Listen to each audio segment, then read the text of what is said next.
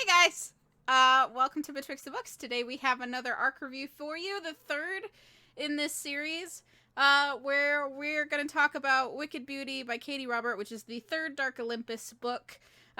Gretchen always does the descriptions of the book, so I'll leave that to her, but if you would like to go and watch us talk about the previous ones, Gretchen has a video on Neon Gods, the first book, and we both reviewed the second book as well as an arc, and I'm sure we will continue to review these as the series comes out, because I believe there is another one coming out next winter again. But here we are. We're here to talk about Wicked Beauty today.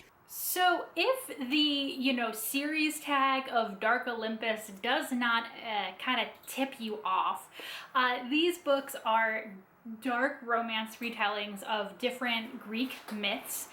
And so Neon Gods was Hades and Persephone, and Electric Idol was Eros and Psyche. And this is our first throuple, and it is a three-person relationship between Helen, Achilles, and Patroclus. So this Helen is a little bit different than what you might expect with the Helen of Troy myth. And so with this one, Helen is actually the sister of Zeus. We're not going to go and explain the entire world building. Just know that this is not maybe all of the Greek myths and the way that you're familiar with them. And of course, doing this review will be like tiny spoilers for the first two books, just because it's the third in the series and we can't get away from it. So with that being said, after the events of Electric Idol, some of the god titles are inherited and some of them are given or elected. And so what that means is that, like, Zeus is not all the same person. The current Zeus is the son of the Zeus who was there at the beginning of Neon Gods. It's kind of confusing, just go with it. All you have to know about this book is that at the end of Electric Idol, the guy who was Ares died. He was very old, and the way that a new Ares is chosen is not by familial ties and not necessarily by election, but because he's Ares, it is by trial by combat, essentially. There are 3 trials, and whoever wins becomes the new Ares. Helen has always been seen as someone who is just so pretty. She is the prettiest everywhere. But she is done being treated like a tool, and so she decides that she is going to compete to be the new Ares.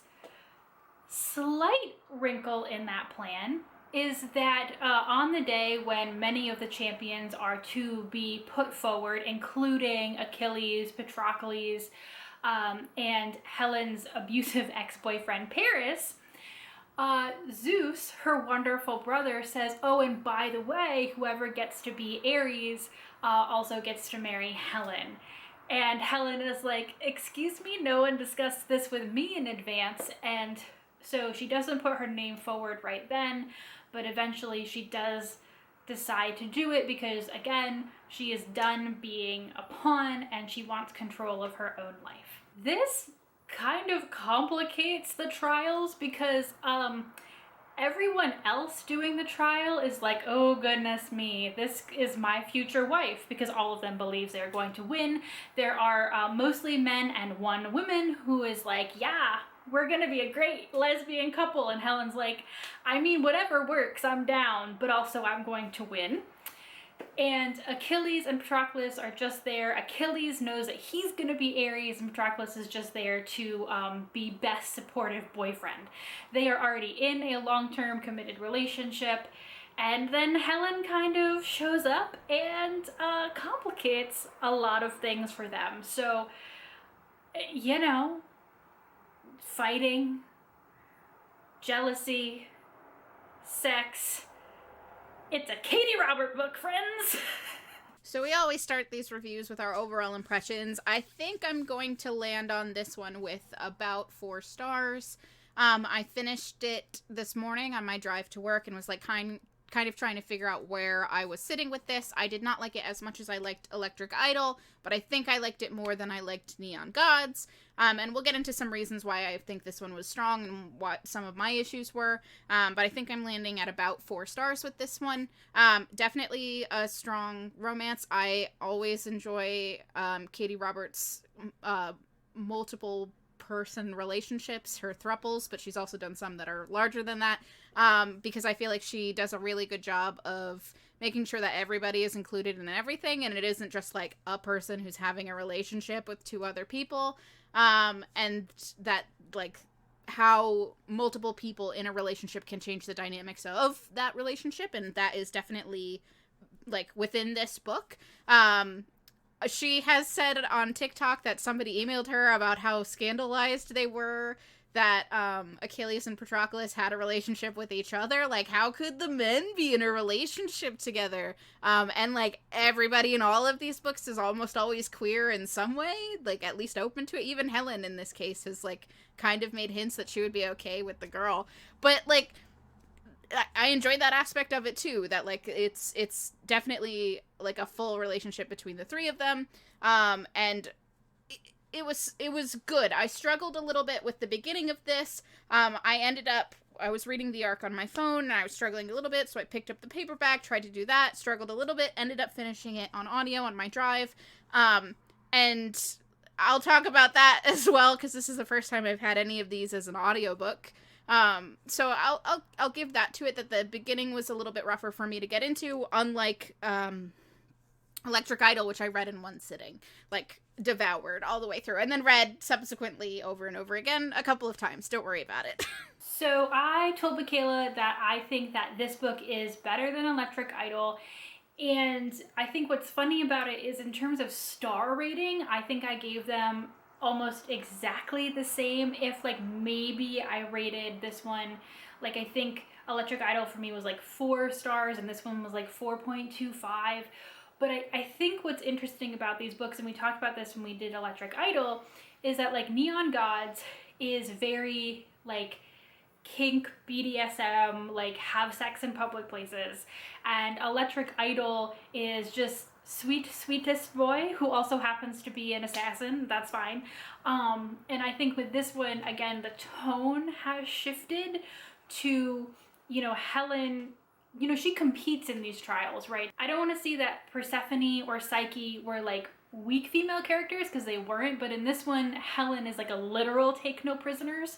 And so I really enjoyed that aspect. As Michaela said, I also really enjoyed that the menage was a throuple, and we'll talk more about this later, but Katee Robert is really good at doing that and building in relationships and making them really strong across multiple people. And also there was a good plot. I do love me a good, you have 3 trials to win the prize, like, it's a bit of a cliche, but it is something that I really love. Like Harry Potter and the Goblet of Fire is my favorite Harry Potter book for that reason. So this touched on a lot of things that I really love, and it's hard to say whether it's better or worse than Electric Idol. I think they're 2 very different books, but I think they're both equally as strong, and I read this all in one sitting, so I loved it. If you didn't know, Katee Roberts always tweets about her book, her new books that come out, and she gives them, like, fan fiction tags. So if you ever want to know if you're going to like the tropes that are in Katee Roberts' books, like, try and find that tweet. She usually threads them by, like, release year. And one of the tags in that for Wicked Beauty was hate sex.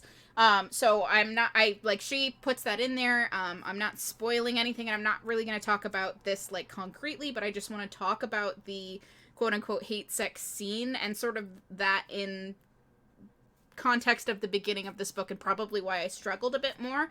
If you watch our channel pretty regularly, you might know that I am demisexual, so my sexual attraction only ever happens through emotional connection. So anytime people are having sex with just a physical attraction level, I can't, like, I don't understand it. Like, I have never experienced that. I don't know what that's like. And hate sex would be one of those things that can only happen if you only have a physical attraction, because the negative emotions entangled within there don't work with how, like, as soon as you hate somebody, immediately they are unsexy to me. And that might be part of the reason why I struggled so much with this beginning, was that there was not an enemies to lovers type thing, but like, they're competitors to lovers, I guess. They're both fighting for the same title. And it made me uncomfortable. It's the first sex scene where Helen is introduced. There are other sex scenes previous to this between Achilles and Patroclus, but this is like the first Helen sex scene, and it's this hate sex scene. And it made me uncomfy. And again, it might be my sexuality getting in the way, because I like was thinking like, why didn't I have this issue of like, we shouldn't be doing this, but I'm attracted to you, so I'm gonna have sex with you, because that also shows up in Electric Idol a little bit, and I think it was literally just the negative emotions involved, that these two people don't seem to like each other, and I don't understand why they're doing the things they're doing. So Michaela and I talked about this, and I was like, yeah, I absolutely like thought that scene was very abrupt. It was kind of bizarre in the sense that it was just like, oh, we're doing this now? Okay. But it was consensual, so, you know, it's not like that kind of hate sex, which does show up in some, you know, dark romances. That is not this. There is communication and consent. But for me, it was what came before that was way more uncomfortable. So by the time we got to this, I was like, yep, let's get going. Because like Michaela has said, there were already, you know, we already know Achilles and Patroclus are in a relationship. We know they're going to end up in a relationship with Helen. And I'm like, let's just get this ball rolling. And what it is before that is there's some really weird jealousy things going on. Patroclus knew Helen when they were young, and he liked her then, and now of course she's this incredibly beautiful and smart woman, and Patroclus really likes, you know, both her beauty and her mind, and also how nice she was to him as a kid when he would get like picked on and stuff. And Achilles knows Patroclus has a thing for Helen, and Achilles is not a fan, but like Achilles is like anger attracted to Helen, and so it's just like, that was honestly far more uncomfortable to me. So when the sex scene happened, I was just like, I do not care how abrupt this is, let's just get this show on the road, because all of that I didn't like. Let's get to the good stuff. And the good stuff, I mean the relationship, not the sex. Come on. I mean also that it's fine. Now I want to talk about something that was like both a pro and a little bit of like a negative thing that came with that, but I wanted to talk about the fact that in general, when I'm reading romances, I definitely prefer romances that have a plot outside of the romance. Like, it isn't just the relationship. We're not just following what these people are doing to fall in love, but there's something else going on, which this definitely has. Like, we have the structure of the games and these trials that they're going through. We have this more like wider political thing that is going on in the world that we're learning more about, because with each of these books, we're like getting closer and closer to people who are very close to the 13, or the political power within the city. And we're sort of learning about what's going on outside of these relationships that are being built. And that was definitely here, and it was like one of the strongest parts of this. And I think that's why it was easier for me to get through the ending than it was for the beginning. Because the beginning was very much this emotional stuff, this like drama and like pining and like weird jealousy things that were going on, and that felt like very long. Like, all of this, like, it took forever for them to finally be like, okay, no, we're going to be a throuple. And then when that happened, there was like so much stuff happening, and then it ended. Which is a bit of a pacing issue. I feel like we could have like evened this out maybe a little bit, because I feel like the last 100 pages or so have so much going on. It's like the second trial, them deciding to be a throuple, the third trial, and the end. And like all of this is going on like pretty fast. So there is a little bit of a pacing thing, but again, I still enjoyed it. And like overall, this structure of like, we're going to follow along who's actually going to become Ares is sort of the driving factor of this book, I feel. Okay, I made a sex joke at the end of my last bit there, but anyone who has watched my copious romance reviews at this point knows that for me, if there are not deep emotional connections, at least between the people in the romance, if not between the people in the romance and side characters or family or something, I'm just not interested in it if it's very shallow and surface level. And I think that is a hallmark of any Katee Robert book, but in particular, she does thruples or larger poly relationships really, really well. Listen, as a romance lover, I have a KU subscription, okay? I do read quite a bit of Kindle Unlimited, and I just feel like so often it happens, particularly in thruples or menage, when like there are two dudes and a girl, and the guys are really just there to bang the girl. Like the fact if they want to do it separately or together, but it's not really a real love triangle, right? And so I think what's really great about this is that, you know, Achilles and Patroclus, they're already together. They've been together for a while, so they have a really deep connection. But then when you add Helen to the mix, it's just like, it's obvious from the beginning that Achilles and Patroclus love each other, but they have some issues in their relationship. And Helen has issues of her own from past trauma, but she comes in and it just works really, really well together. There's not like, this isn't like the nice guy and the, you know, grumpy guy. Like, they have multifaceted personalities that work really well together and just show that they're a really great team. And I think that is, like Michaela said, one of the, I don't want to say sadder parts about the ending, but it's like, no, now they all love each other and I want to watch them love each other because they work so well together, and then it goes really fast. But I do have to say one of the positives about the ending, and I'm not going to spoil it, nobody panic, but there were a couple of cliched ways that Michaela and I both thought that ending could have gone that would have really upset us. And I think what's great about the ending is that it took a much stronger, less cliche tack. So you have to read it to find out what that is, but I know that I read that eventual like climax and I was just like, yes, yes, Katee Robert, yes. So very, very happy about that. I shouldn't have lacked faith. Katee Robert is really good at this, but thank you for not taking the easy way out. Thank you. I just wanted to say on a last note, because this is the first time that I have ever listened to any of these books on audio. The first one I read physically, the second one I read as an ARC, the third one I have done all three. I was reading it as an ARC, then I read it some physically, and then I finally listened to the audiobook. The narrators made them all British, and I at no point reading the series set this city in England. I don't see, there's like no British slang or mannerisms. Like, it feels very American to me, the way that people talk and the way that like the city is sort of run. So it was really surprising to me to start the audiobook and everybody to have British accents. And I don't know if it was like, oh, because they're posh, right? Like they're supposed to be like rich people, that they're British. It just, I didn't get it, and it pulled me out a little bit because of that. It pulled me out of the story.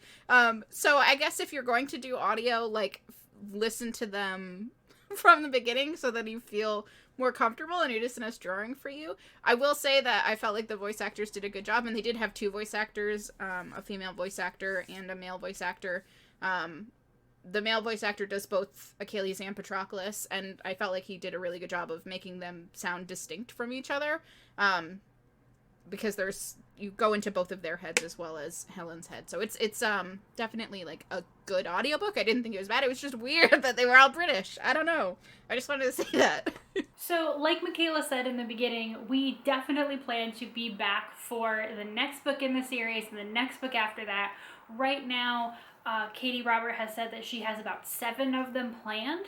The next one, which Michaela alluded to in the beginning, is called Radiant Sin, and it will focus on Apollo and Cassandra, who are characters that I believe showed up very briefly in like book 2. I didn't really see them as much in this book, but their past drama has definitely been alluded to, so I do like a couple with some, past, I wouldn't necessarily call it second chance, but they've got some stuff that's already happened that they have to like work through, so that should be really interesting. However, right now in her lineup, she does not have a proposed book with the new Zeus and his current Hera, who is Persephone's sister Callisto. And listen, Katee Robert, if you are listening, I need that book like yesterday. There is clearly something going on there. I want to know what it is. I want to know how that relationship works. The trope writes itself. I imagine that since this is Zeus, it probably, like when Katee is ready to close this series, it probably makes the most sense to do that book then. But they're already married. They've been married for multiple books, and there is stuff going on, and I want it. Hey, editing Michaela here. I just wanted to give Gretchen a little update, because we got a little update. I'm just gonna go real quick to Katee Robert's Instagram, and just gonna click on this real quick, and I'm just gonna real quick scroll to this post. And look at that. Look at that. Hold on.